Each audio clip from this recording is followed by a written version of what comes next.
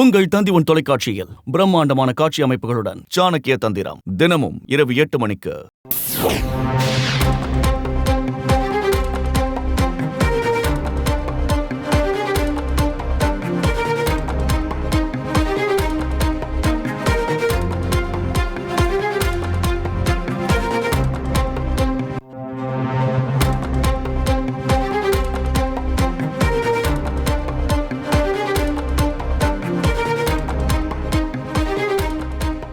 பலத்த எதிர்பார்ப்புக்கு மத்தியில் இலங்கையில் அதிபர் தேர்தலுக்கான வாக்குப்பதிவு தொடங்கி இருக்கிறது.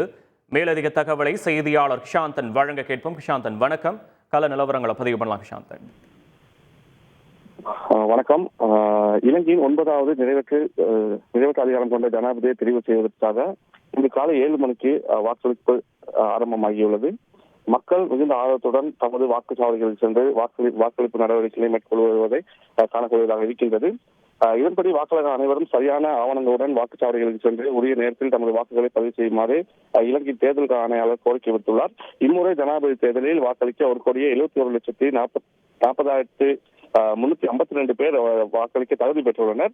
நாடு பூராவும் உள்ள 13,421 தேர்தல் மத்திய நிலையங்கள் வாக்களிப்பு நாடுகள் முன்னெடுக்கப்படுகின்றன.